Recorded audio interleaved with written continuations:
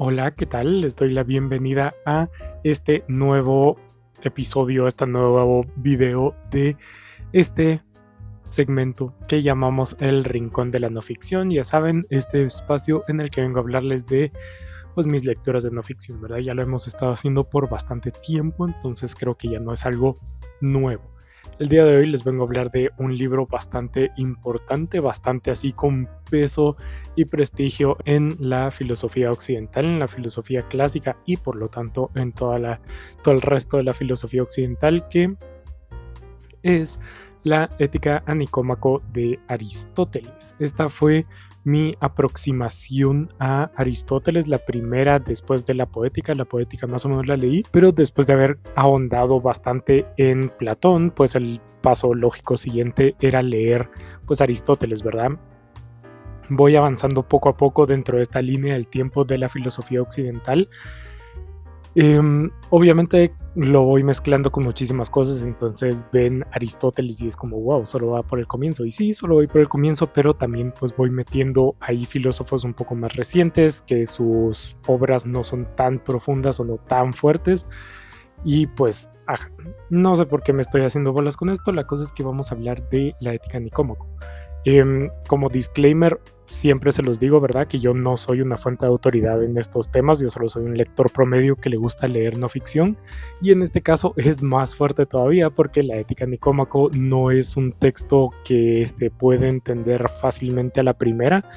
Entonces pues requiere varias relecturas, requiere un análisis bastante fuerte, entonces pues yo voy a hacer mi mayor esfuerzo en pues explicar y comentar el texto con esta primera lectura que hice y pues, ¿verdad? Entonces, como siempre, encarecidamente vayan al texto original si les interesa realmente bastante. Por lo que sí, voy a estar comentando qué dice el texto y al final también les voy a dar un par de, pues al menos comentarles cómo lo leí yo y cómo hice yo mi proceso de, pues, tratar de aprender lo que dice. Pero nada, yo soy Jack y esto es Project Dragonfly.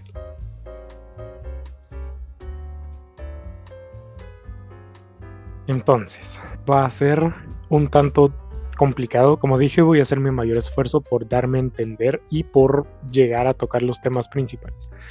Primero que nada, podemos empezar con el título, ¿verdad? Que el título asienta solo la base de qué es lo que vamos a encontrar, ¿verdad? Un mejor concepto de lo que vamos a encontrar. La parte de Ética de Nicómaco o a Nicómaco es solo una dedicatoria, ¿verdad? Nicómaco, si no estoy mal, era el papá de Aristóteles, entonces es solo la dedicatoria. No es como que tenga algo especial. La parte de ética, por el otro lado, sí, pues obviamente perfila de qué va a tratar el libro, ¿verdad? Ética en la actualidad más se va relacionado con lo que es bueno, lo que es malo, lo que está permitido, lo que no está permitido, lo correcto, lo incorrecto, pero en la época clásica la pregunta principal de la ética era el cómo vivir, así, o sea, cómo vivir, cómo se hacía para vivir. Específicamente Aristóteles lo que hace es dar un paso más allá y va a acercarnos más al concepto actual de la ética, y es no solo preguntar cómo vivir, ¿verdad? Cómo vivir de buena manera, sino cuál es la meta para vivir. Y estableciendo cuál es la meta para vivir, pues ahí se establece también, al menos en principio, cuáles son los caminos que se tienen que llegar para cumplir esa meta.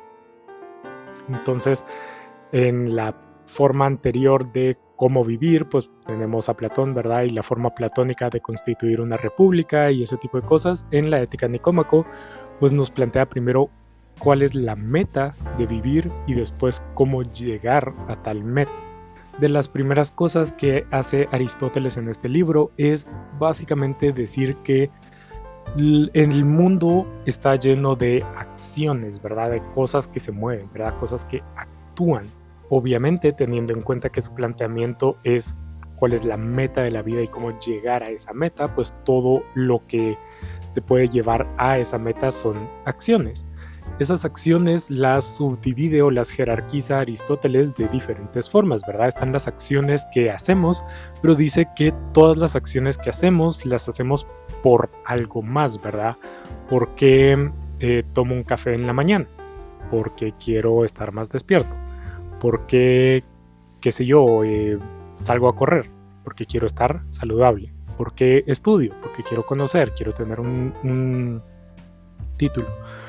Porque hago X, porque quiero tal cosa. Pero hay cosas que son buenas o que buscamos hacerlas no por una razón más allá, sino por pues lo propio, ¿verdad? Por la acción en sí misma. A las primeras, las que hacemos por otra cosa, son productos, ¿verdad?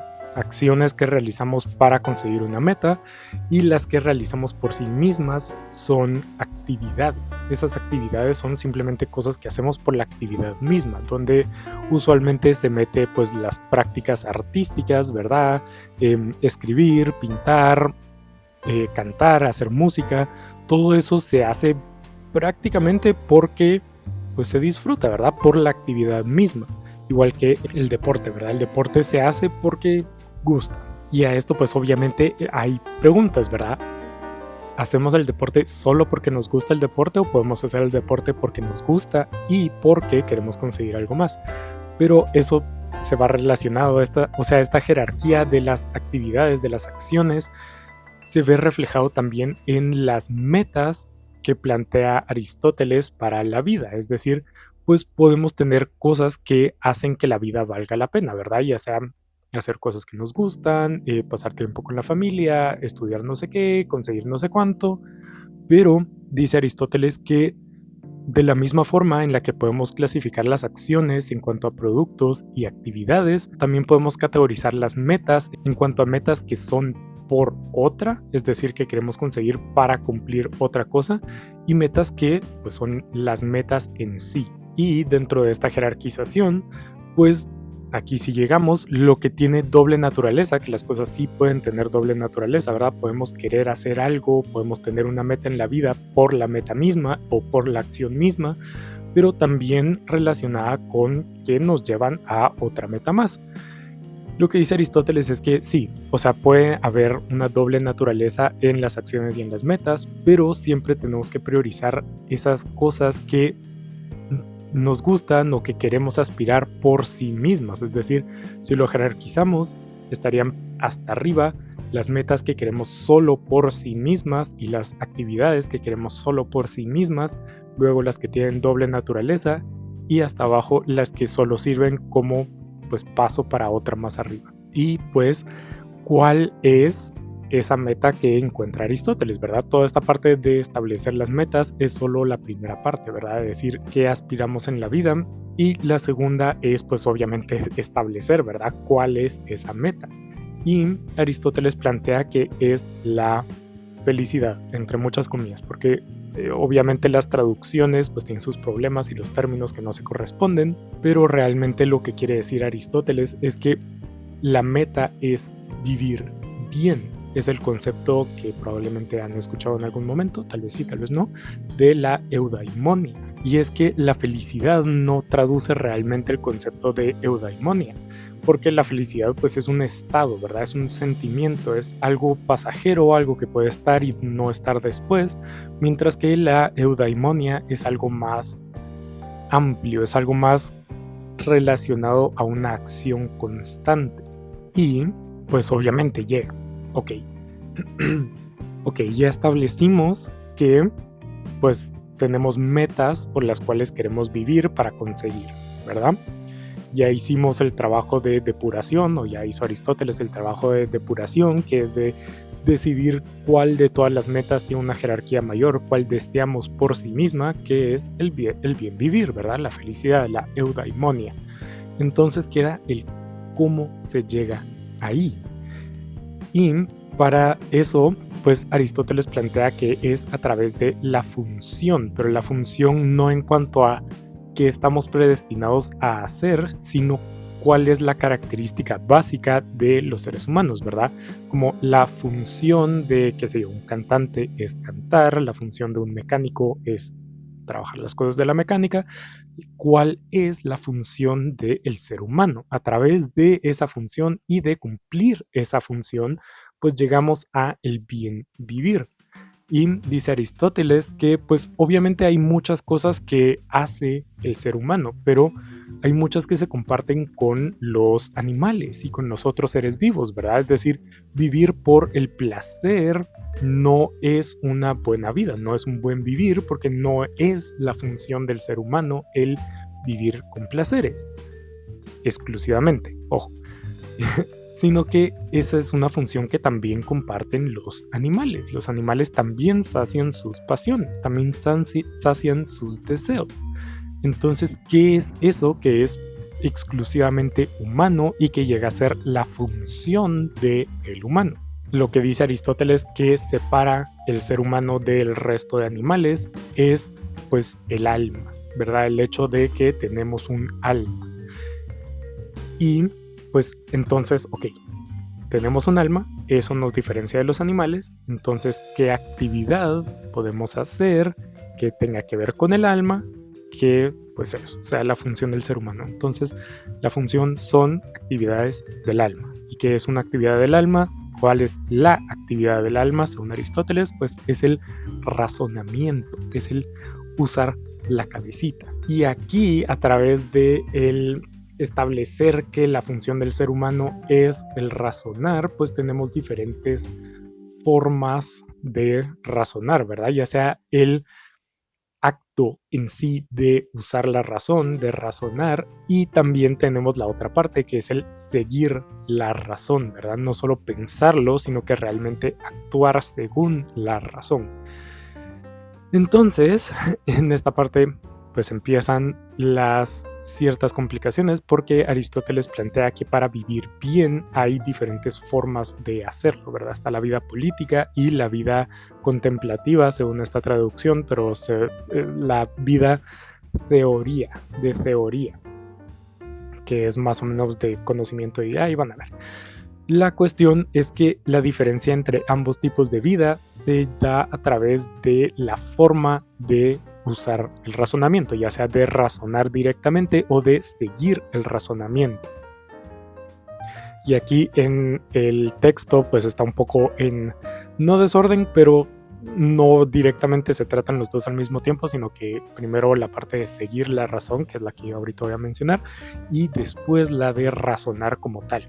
Entonces, Aristóteles planteó que no es característica pura humana las pasiones, pero obviamente tenemos pasiones y Aristóteles no descarta las pasiones humanas.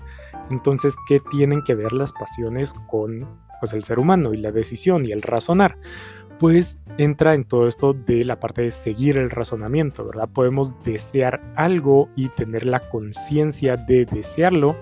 Entonces, pues los deseos y la razón se pueden seguir o no seguir. Para ser una persona virtuosa, técnicamente tendríamos que seguir siempre las decisiones que hace la razón.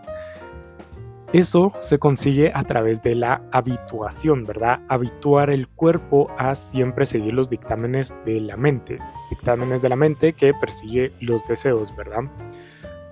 Persigue los deseos, pero sin salir de estándares morales que pues, se plantea el ser humano a través de la razón. Entonces la razón discrimina entre, pues sí, seguir este deseo o seguir este deseo, pero no completamente, sino no una parte se sale de mi estándar moral, entonces lo vamos a seguir, pero no tan exagerado, o simplemente decir este deseo sale de mi estándar moral, entonces no seguirlo. Entonces la virtud se consigue a través de habituar el cuerpo a seguir la decisión que toma la razón conforme a ese deseo. Todo esto también se va muy relacionado con el tema de los extremos y el centro, que también hablé en el video que hice sobre el infierno de Dante, en el que básicamente se habla o se plantea que cada una de las virtudes, ¿verdad? La valentía, la honestidad, la gratitud y todo este tipo de cosas se consigue o está puesto en, digamos, una gráfica. Está puesta en el punto medio entre dos vicios, siguiendo el ejemplo clásico y el más fácil de explicar, que es el de la valentía. Por un lado está el vicio de la cobardía y por el otro está el vicio de la temeridad. Obviamente ambas cosas, por más que el deseo dicte una u otra, salen de lo que debería ser el estándar moral de la virtud. Entonces la razón debería decir un punto medio, ¿verdad? Saber cuándo ser valiente, saber cuándo plantarse enfrente y saber cuándo no. Todo eso dependiendo del razonamiento de los estándares morales conforme al deseo que se tenga en ese momento. Entonces, para conseguir la virtud se tiene que llegar a el punto medio, ya sea un punto medio estricto en el que siempre se toma ese punto medio o de una forma balanceada dependiendo del contexto, ¿verdad? Si es un momento en el que huir es lo correcto, pues se huye, pero estar consciente de que para conseguir ese punto medio, cuando se tenga que plantar, se tiene que plantar y así pues los opuestos se concentran en medio y así se consigue el medio. Algo complejo de explicar. No tanto de entender, pero tal vez sí complejo de explicar y como digo, espero estar haciendo un buen trabajo. Entonces, básicamente así sigue todas las virtudes, ¿verdad? La honestidad, como dije, la gratitud, todas se encuentran en el punto medio entre dos vicios, que es la razón la que tiene que decidir y pues apuntar y el cuerpo estar acostumbrado a seguir esa dirección que la razón plantea a los deseos del cuerpo. Y así se llega a la virtud del carácter, cuando se consigue esta como constancia o cuando el cuerpo sigue completamente siempre las direcciones de la razón, es donde Aristóteles dice que se consigue la virtud del carácter, la virtud de la vida política. Política aquí se refiere a el buen vivir en comunidad. Entonces, cuando vivimos bien en comunidad, pues conseguimos la virtud de carácter y por lo tanto conseguimos una buena vida política que al final de cuentas nos lleva a la eudaimonia, a la meta de la felicidad. Esa es como la solución principal o la meta principal que plantea Aristóteles para vivir una buena vida, ¿verdad? Establecer virtud de carácter a través de las virtudes que se consiguen habituando al cuerpo a seguir a las decisiones de la razón conforme a los deseos del cuerpo. Pero dice Aristóteles que esta es solo la segunda mejor opción, que la verdadera meta, la verdadera eudaimonia se consigue de otra forma. Ya lo mencioné antes y lo mencionaba también al inicio Aristóteles, que es a través de la vida contemplativa. ¿Qué es la vida contemplativa o cómo se consigue una vida contemplativa y por qué nos habla tanto? Porque el texto prácticamente se concentra más en la vida política, que es la segunda mejor opción, y muy poco en cuanto a la vida contemplativa. Entonces, ¿por qué? ¿Por qué esta diferencia? Y es que la vida contemplativa o la vida teoría se consigue a través de la razón por la razón misma, ¿verdad? Dije al inicio, o hice la distinción al inicio, de que la razón se puede conseguir a través de razonar directamente, la acción de razonar, y por otro lado, en la parte de seguir la razón. La vida política era seguir la razón, la vida contemplativa es el mismo razonar. Y aquí, igual que con eudaimonia, la traducción puede ser un poquito de problema, ¿verdad? Por eso contemplativa, por eso menciono contemplativa y teoría, porque contemplativo da la idea de que la vida ideal es solo sentarse a contemplar, es algo pasivo. Pero el término teoría no es realmente pasivo, deberíamos entenderlo más como el acto constante de razonar, de aprender. No simplemente estar pasivo sin hacer nada pensando, sino el acto constante de aprender y razonar. Y aquí, en cuanto a razonar, también establece Aristóteles dos tipos de razonamiento o de aprendizaje. Está el aprendizaje práctico, que es lo que se establece en la vida política, ¿verdad? Aprender a las formas prácticas de qué hacer y cómo hacer y todo esto para vivir mejor en comunidad. Y está también el saber científico, ¿verdad? El saber de episteme.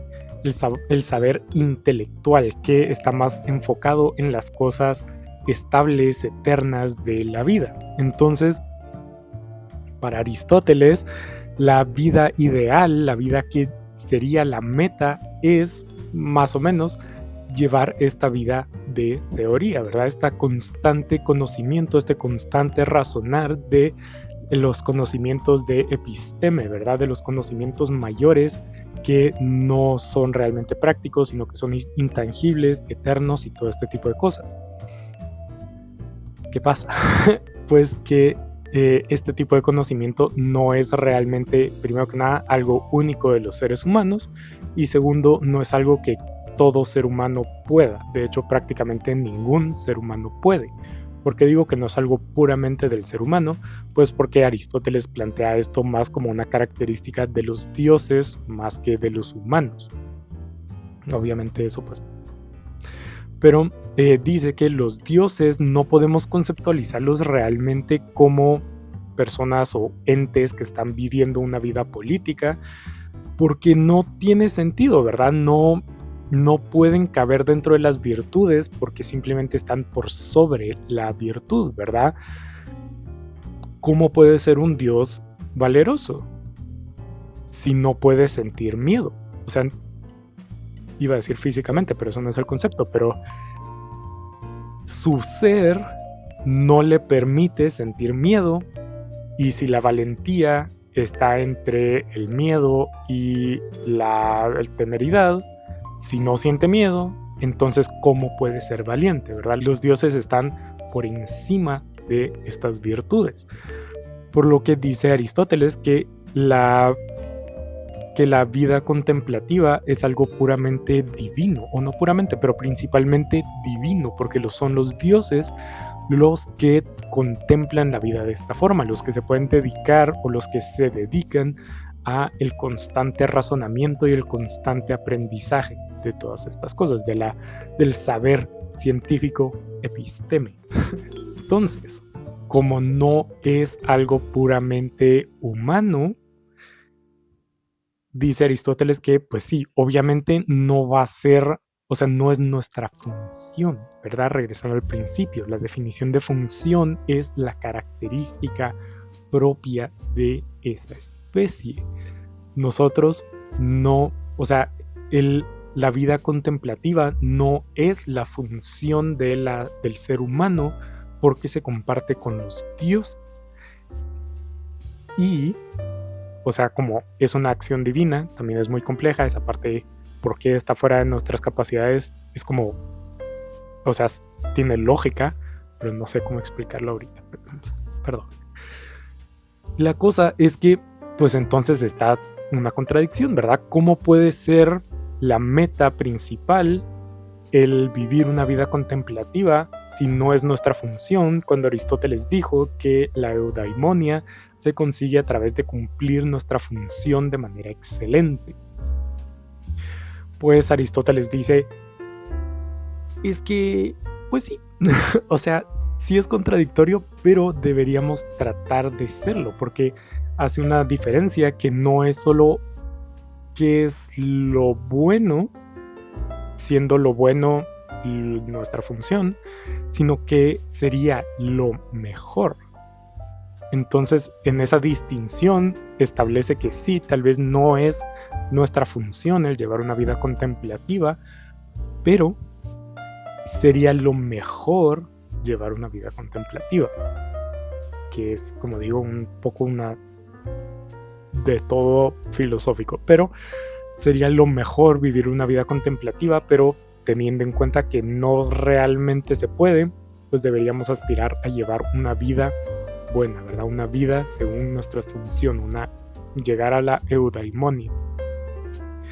Entonces, en ese punto nos deja Aristóteles, ¿verdad? Que deberíamos tratar de hacer las dos cosas. Siempre que podamos tratar de ser como los dioses, tratar de llevar esa vida contemplativa, pero en su defecto, como no es nuestra función, no es nuestra naturaleza, llevar pues una vida política, llevar una vida que nos lleve a la eudaimonia según nuestra función como seres humanos. Y eso más o menos es la ética nicómaco. Espero no haberme confundido demasiado, porque puede ser, por lo más probable. Pero como digo, no solo leí el texto, sino también traté de profundizar un poco más por otros lados, pero como pudieron haberse dado cuenta, o sea, es relativamente lógico llegar a comprender ciertas partes, pero hay otras que pueden ser un poco, o sea, todas esas subclasificaciones y todo eso llega a ser un poco complejo. Entonces, pues sí, una mención rápida de cómo leí este libro, pues primero que nada, iba obviamente, ahorita les muestro, solo estoy encontrando una página, obviamente iba subrayando los argumentos, todas las cosas que me parecían importantes a lo largo de cada uno de los libros. El libro está dividido en libros que siguen como partes y de ahí en capítulos, entonces iba libro por libro y después llevaba a mi cuadernito que ahorita les muestro y pues libro por libro iba agregando pues esas frases que anoté, las iba pasando a mi cuaderno. De ahí al terminarlo pues trataba de marcar de qué tema se estaba refiriendo, ¿verdad? Ya sea a qué es el bien, qué es la felicidad, qué es el punto medio, qué es la virtud. Todo eso señalizar para tener como los temas recurrentes y obviamente ahí también ir anotando las palabras, las definiciones y todo ese tipo de cosas.